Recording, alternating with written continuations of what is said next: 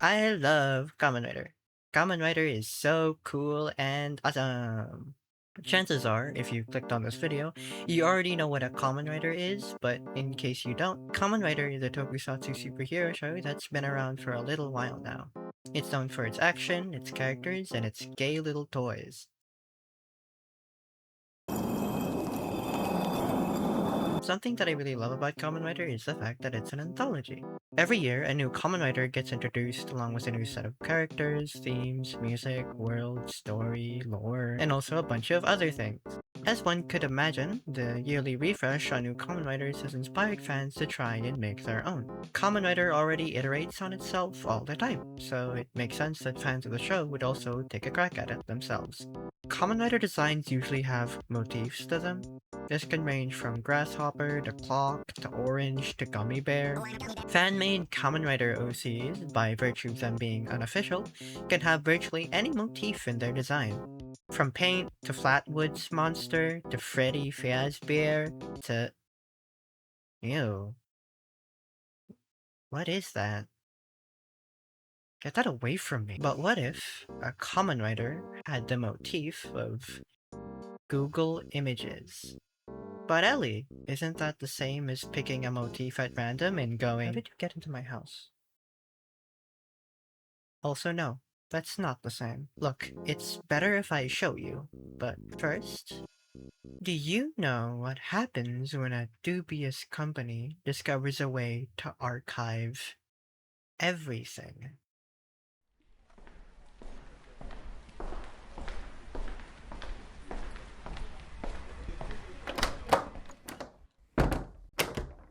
Ah, good. You're finally here. You're the new hire for the ExoCDE project, right? Nice to meet you. No need for formal introductions, let's get straight to the point. Here, have a look at that. There are these thought-to-be divine entities, known as the Archivari. From what we at the Ultra Company have observed, Archivaries are parasitic creatures that seem to have been around for thousands of years. They seek out hosts with which they form a symbiotic relationship. What's interesting about them is that their prime directive in life is not to survive and produce offspring, like one would suspect, but rather it seems that their prime directive is to archive. The main pieces of evidence that support this claim is the many folktales from across the globe that feature very similar creatures to Archivaries. In a lot of these folktales, Archivaries are described as these holy beings sent from on high, to study, record, and archive everything about the hosts they inhabit, and everything akin to them. In some of these folktales, we even get first-hand accounts from Archivaries themselves about their own nature. Over time, accounts of these Archivaries have become fewer and fewer. Nowadays, most people think of them only as folktales and nothing more, but we at the Ultra Company know them to be real. Do you know what a CDE is? It makes sense that you don't.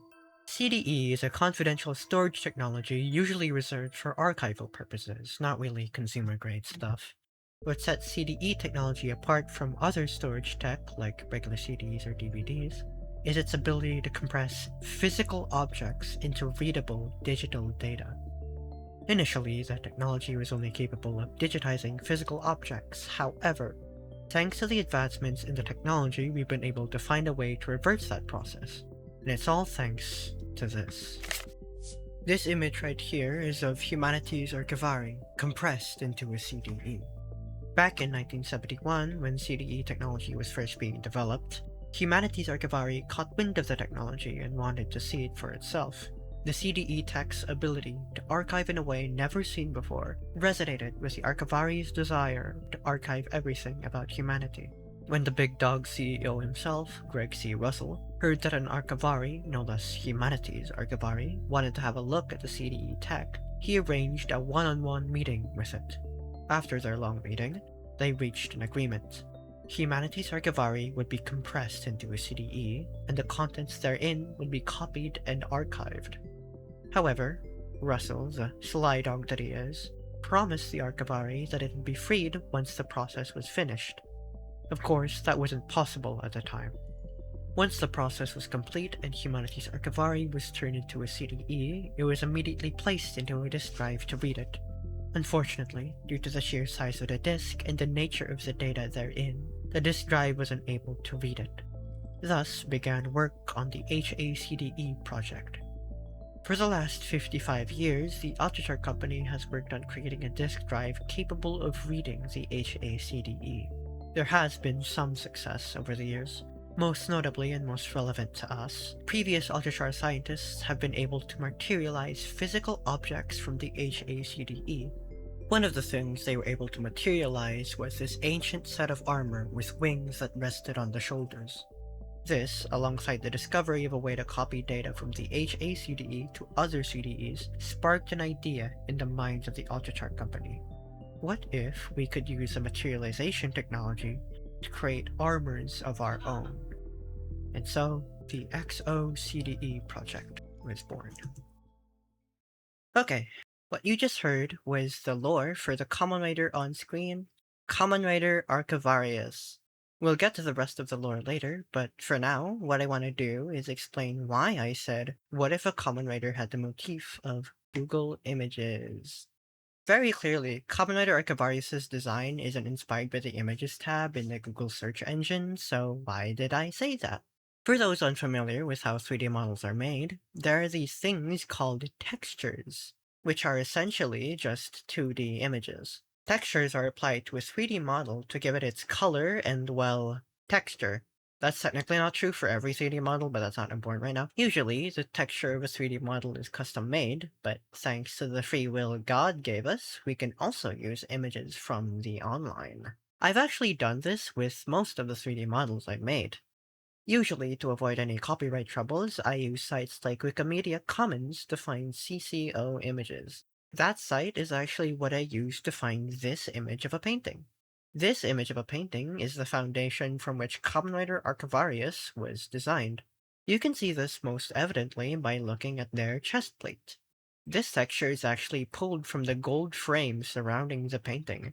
You can also see that the wings that rest upon the shoulders are pulled from the butt-naked angel on the bottom right. Every bit of Kamen Rider Archivarius' design was made with this image in mind. When it came to texturing, I was only allowed to use this image. That's what I meant when I said that the motif was Google Images. I take stuff from the internet and I slap them on 3D objects. With all that being said, here's the final render for Kamen Rider Archivarius.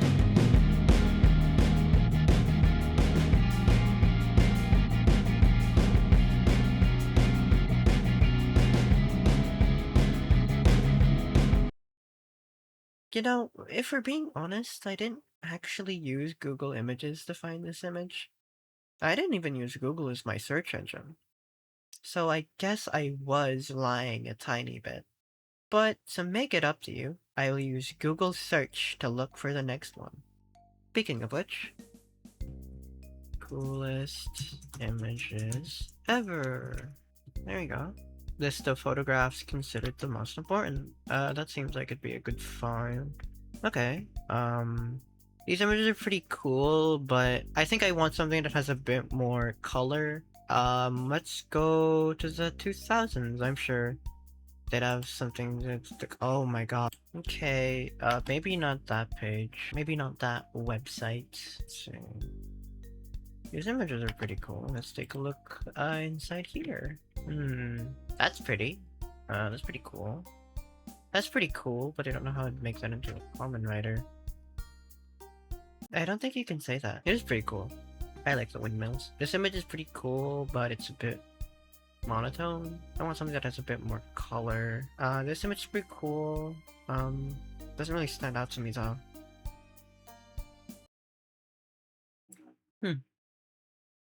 Yes, that can work.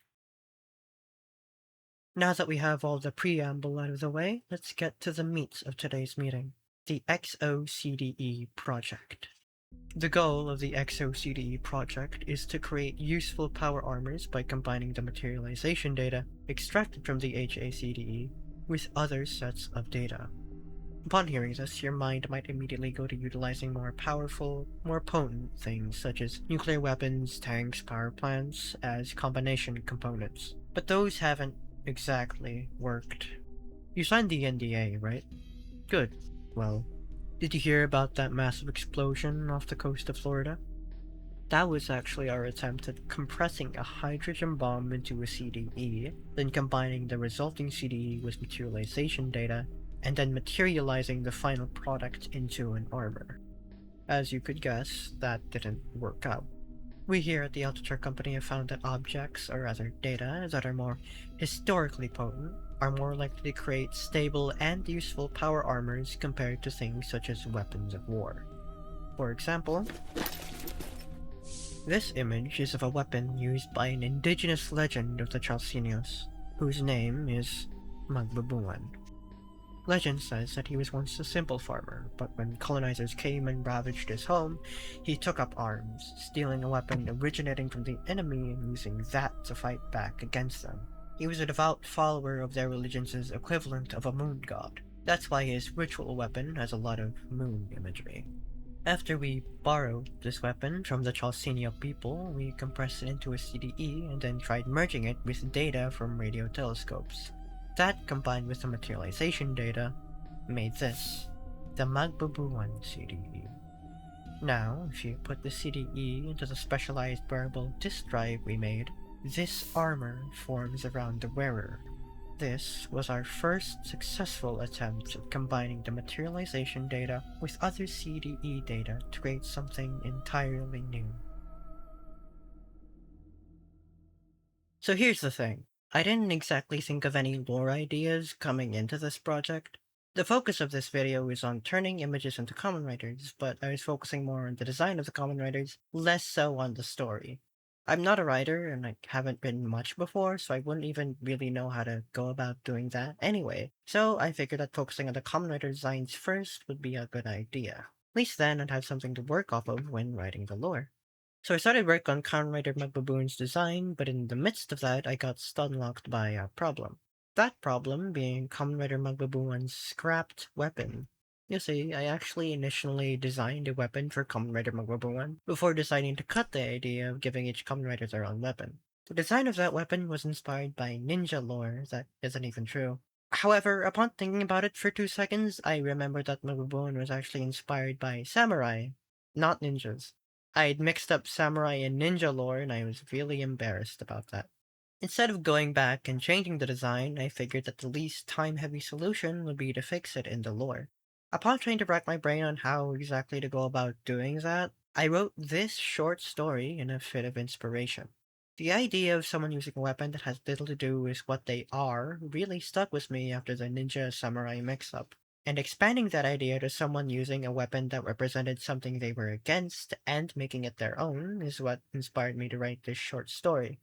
It's very Kamen Rider, if you ask me. Kamen Rider Magbubuwan was actually the first Kamen Rider I worked on for this project, but because they were the first, a lot of what I wrote in this short story ended up becoming outdated. All that's left of the short story in the final lore is the allusions to an indigenous war hero from a country that resembles the one I hail from. If you can figure out which country that is, you get 5 stars. Kamen Rider Magbubuwan's design was the first one to come to me, and maybe also the easiest one to realize. I saw that original image of the moon in the telescope, and the idea of turning that telescope into a hat and turning the moon into the visor immediately came to me. The rest of the design sort of builds off of that. The shoulder pads and the arm and leg guards are inspired by the scaffolding on the telescope, and the feet are meant to be the base of the telescope as well. The scarf, the tear marks, and the gem on the forehead that I hid under the hat are pulled from Kamen Rider design tropes. Also, you may have noticed that unlike Kamen Rider Archivarius, the B-roll I've been showing you isn't of the creation process, but rather me dicking about in the previous Blender project versions. That is because I forgot to record the creation process for Kamen Rider Magbubuwan because I'm so silly. I also accidentally deleted the first recording of Archivarius as well. That's why the B-roll for them started later in the process, if you're wondering. This is my first time doing this, so forgive me for being a little silly. P. With all that being said, here's the final render for Kamen Rider Magbubuwan.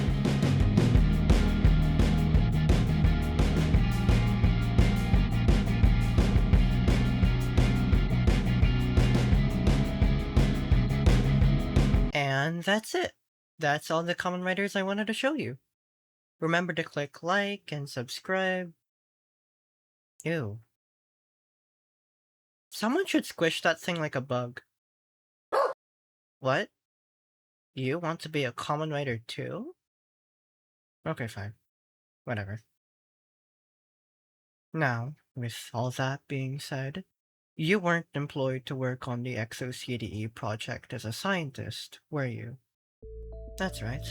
You were hired to handle Nesiums. I'm sure you're already well acquainted. These are what attacked your sister a few days ago. These Nesiums are actually Archivari, corrupted by a CDE disk. Now, for as badly as we want to know how this is possible, we at the Alchivarius Company have not been able to retrieve the corruption-capable CDEs. As you know from experience, these Nesiums are very dangerous. To attempt to incapacitate them while also being careful enough to retrieve the fragile disk inside them is quite difficult, and has not been done before. That's where you come in. This is a specialized disk drive worn around the waist. It's called the ExoCDE driver, and this disk is the Mongrel CDE. You flick the lever on the side down to open the cover, insert the CDE into the middle slot, close the cover, and then flick the lever back up to spin the disk and transform, the armor materializing onto you. Why a Mongrel CDE? Well, for one, using a more powerful ExoCDE would actually increase the risk of the corruption CDE shattering. Also, ExoCDEs aren't exactly cheap. While we do have some more powerful ExoCDEs in development, these things take time. Not to even mention how expensive the different components are to get. That being said though, this corruption CDE is something we must retrieve and study as soon as possible. And so I decided to use more inexpensive datasets to turn into ExoCDEs. In a tragic series of events, one of my colleagues went behind the company's back and tried to essentially revive their pet dog using the CDE materialization data. After they were caught in the act, I swept in and retrieved the CDE they had made to revive their dog. After a bit of modification, it is now an ExoCDE ready to be used in the field. We have also developed some weapons in case the Mongrel CDE isn't powerful enough. If you'd like to use them, just ask. Would it have worked? Would what have worked? Oh, the reviving the pet dog? Don't worry about that. It wouldn't have. You can't turn digital data into living, breathing life. It's crazy what you can trick yourself into believing in the face of loss.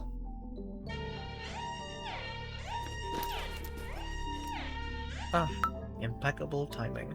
Looks like a Nesium has appeared in the mall just down the road. There's a bike down the hall, you can use that to get there. Good luck out there, Kamen Rider Mongrel. You know, I thought I wouldn't like the final design going in, but I think Kamen Rider Mongrel is actually my favorite. I think Kamen Rider Magbubuwan's design is objectively the best out of the three, but there's just something to how silly Kamen Rider Mongrel looks that I can't help but love her. To quote Wikipedia, a mongrel is any dog which does not belong to one officially recognized breed. I gave her this name because, look at her. She's a freak. I love her, but she's a freak. Also, in terms of lore, the Mongrel CDE was made in an attempt to revive a rogue Alchivarius scientist's pet dog. I'd imagine that the way they went about doing this was by compressing their dead dog's corpse into a CDE, then compressing alive dogs into CDEs, then trying to Frankenstein that CDE data together, then materializing that Frankenstein data into an alive dog. In that sense, Kamen Rider Mongrel is literally a mongrel, as it was made by mashing a bunch of dogs together. Kind of like crossbreeding, except evil, I think? The design for Kamen Rider Mongrel is the only one I sketched out on paper. I usually do all my work on my computer, but designing a character on paper is way faster than on a drawing application. I found that you can iterate way quicker on a physical page than on a digital canvas. If you mainly do all your work on a screen, I'd highly recommend giving this new and fangled thing called pen and paper a shot. If not for anything else, then just cause it's funner. With all that being said, here's the final render for Kamen Rider Mongrel.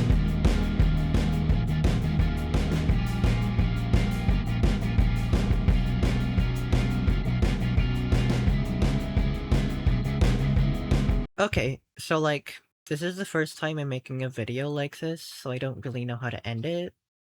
Um, if you liked the video, comment down below what your favorite image is, and I'll smile at it. Also, I upload very infrequently, so if you want updates from me, I've decided to use my YouTube posts for updates.